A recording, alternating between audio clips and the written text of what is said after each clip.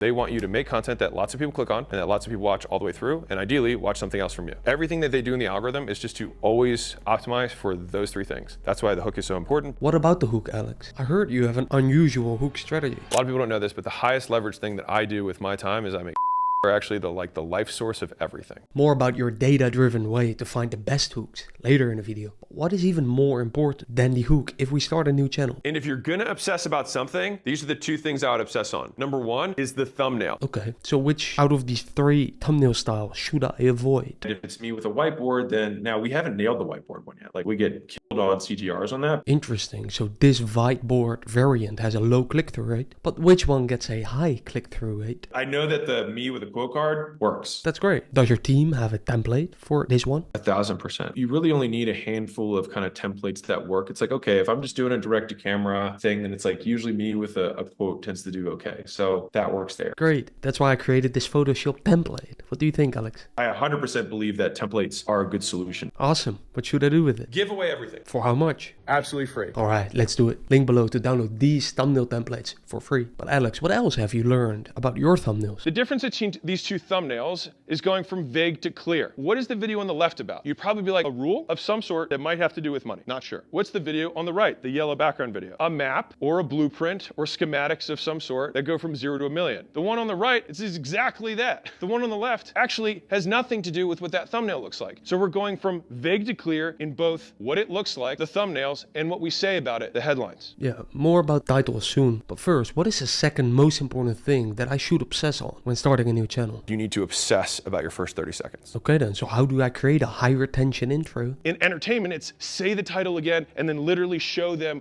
what was on the thumbnail. In education, it's show them that you can do what you promised them in the thumbnail. Okay, so in my intro, I can repeat the title and show a frame of the thumbnail or something similar. But what about the other part you mentioned? If you say, hey, we're gonna crush a Lamborghini, they go and it's a talking head, there's no Lamborghini, they're like, screw this, and they're out. I think the Lamborghini in our situation is proof. The big Vegas lights of why should I listen to you? Proof. So I have done over $5 million.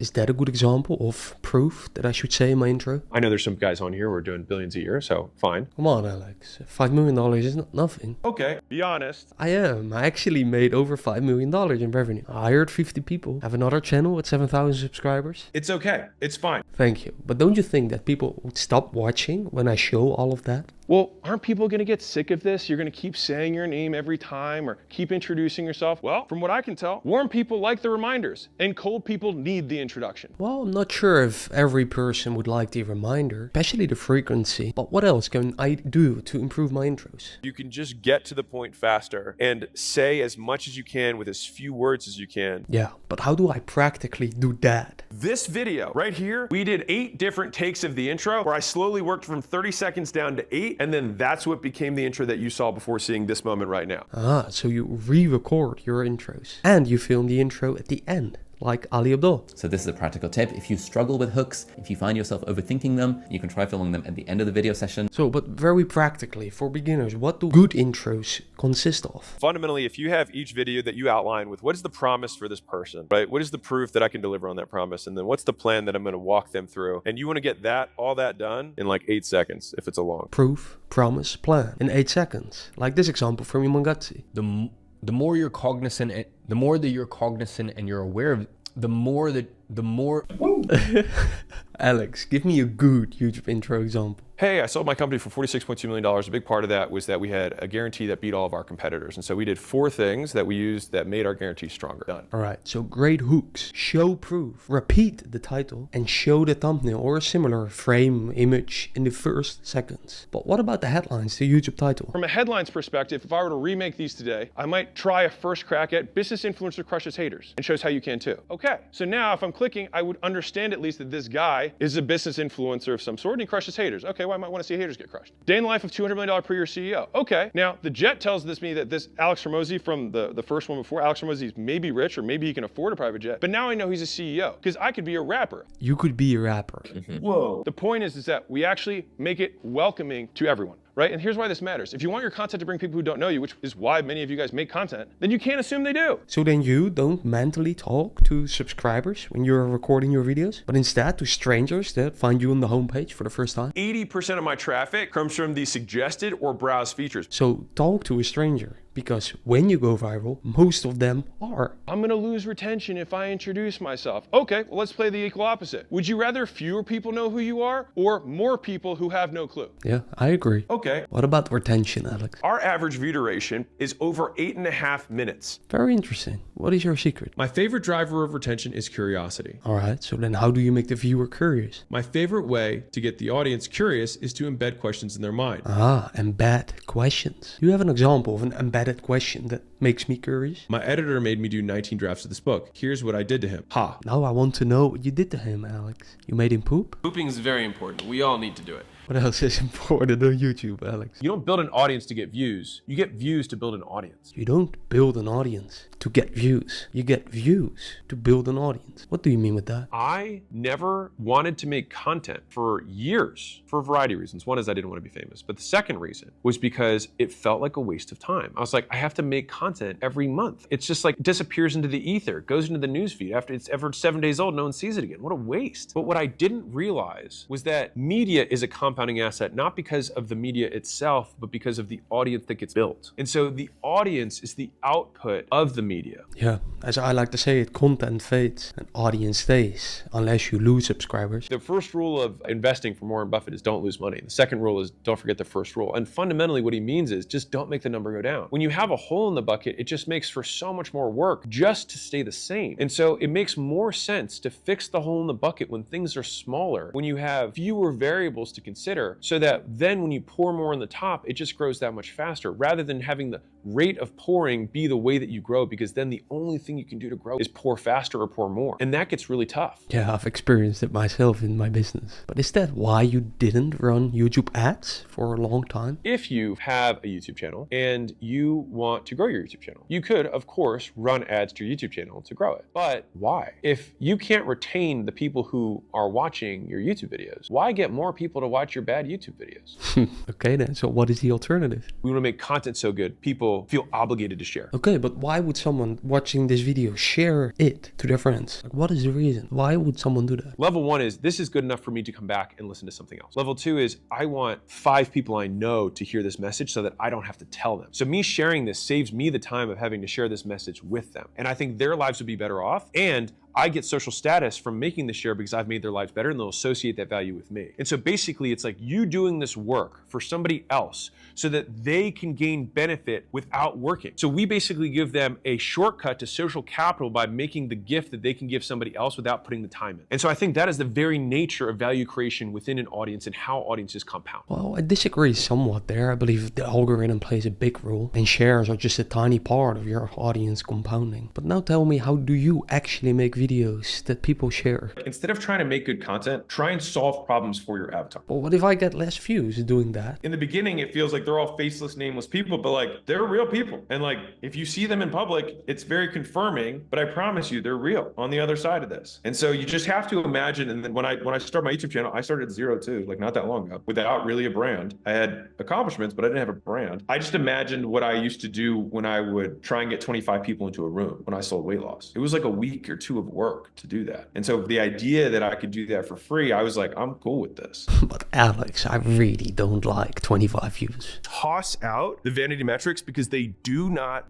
matter. So you don't care about views anymore? Views, and that was the only metric we had, but we had to have something to counter it, because otherwise then you get views for views' sake. But we needed a quality metric with a quantity metric. So what do you use now? That's why we switched from views being the metric that we're optimizing for to ad revenue. Why? Here's why. Ad revenue takes into account views, but it has a second metric that's paired with it, which is RPMs, which is revenue per 1,000 eyeballs. So if YouTube pays lots of money for the eyeball, then it means they're more valuable. And if they're more valuable to the advertiser, they're more valuable to me. Okay, but beginners are not monetized yet. So tell me about your second metric that I've never heard someone talking about that one. I have a friend who says this as his way of measuring audience. He says, butts in motherfucking seats. He said, if you say you're showing up at one city, he said, who fucking shows up? Who gives a shit? And to me, that is the metric that I optimize towards. All right, so real people actually like you for the things you stand for. But then what type of topics do you create in order to reach those people? That's what we call one of zero content, which is something that only we can make. And so everybody here can make content that no one else can make by simply talking about the stuff that you've done that no one else has done. One of zero content that only I can make. Like this example, where you look at your own calendar, look at what you did, learned, or found to be true, and then share that in your videos. By the way, Alex, I still wonder when the website comes live. Anyways, what else perspective do you have for me when it comes to the topics of the videos I create? And so fundamentally, when you're making content, one of the easiest frames to use is how can I give someone time back? So people want to buy time at a bargain. Indeed. So videos like this. But can you now share finally your secret from the beginning of this video, like your data-driven hook method, to know based on data which YouTube intros are likely to perform better before uploading the video? And so I tweet about 5 times a day-ish. And the nice thing is that Twitter is a very forgiving platform. So it's just like stream of consciousness, and it takes notes. You don't have to pick videos or captions, or I like it because it's just thoughts. Like I love Twitter so much for that reason. And so I'll post this stuff and I'll be like, okay, those are the ones that people thought were interesting. And then the threads become long format and the shorts become short format. Yeah, I love this data-driven approach, Alex. It's why I use this free tool to A/B test my bios. By the way, link below to my Google Sheet with more than 70 other free tools that I use in my business. And yes, it is for free. But Alex, when I finally make better intros, then what do I do next? Just make a lot more videos? The bigger the creator, usually the less frequent they actually make videos. And it's because they realize just power laws exist, which is that if you spend 10 times more time on one video, it doesn't get 10 times the views. Sometimes it get 100 times the views. So you are saying that investing 10 hours into one video may get me 10,000 views, whereas investing 100 hours into one video does not give me 100,000 views, but 1 million. You create the quantity to figure out the quality. And so in the beginning, more people make lots of content,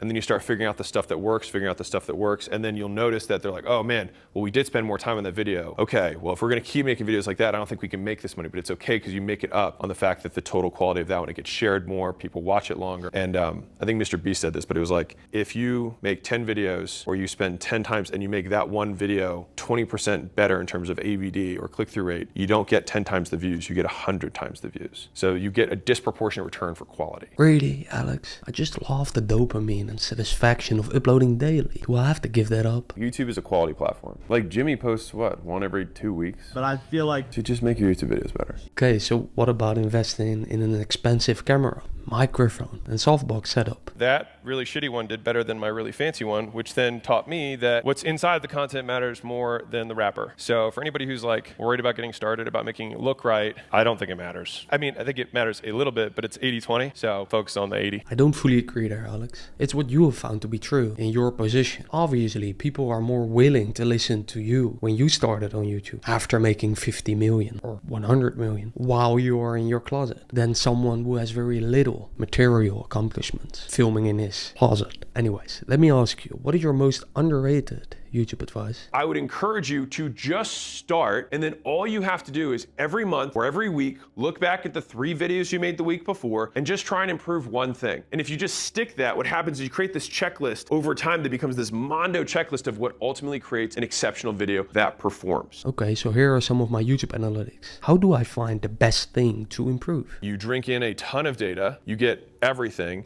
and then you circle where are the commonalities. Yes, get everything, spot the patterns, find the truth. But Alex, what do you think is the best way to actually make money from YouTube? The people who best monetize an audience do percentage conversion times LTV. That's it. So what percentage of your audience do you convert, and what's the lifetime gross profit per customer? And that's it. That's the math. The person who makes the most money wins. Okay, so in this example, you are saying I don't need 100,000 subscribers if I have a high conversion rate and or high LTV, lifetime value, and that it is probably easier to make the same amount of money with 1,000 subscribers rather than the 100,000. Do you know someone who does that? I find it actually one of the most hopeful messages that I have seen in person in a very long time. And so people have, like, unless I have 100,000 followers, I'm not gonna be able to make money. Unless I have 200. The thing is that people seek the followers with the idea that the followers are gonna make them rich. The followers will make you famous. Understanding business will make you rich. All right, so what are her results then? $1 million in profit from less than 6,000 followers. Well, I actually found her account and the 50 things that you can do too to make more money from less followers. Click here to watch the full video. Talk soon. Woo!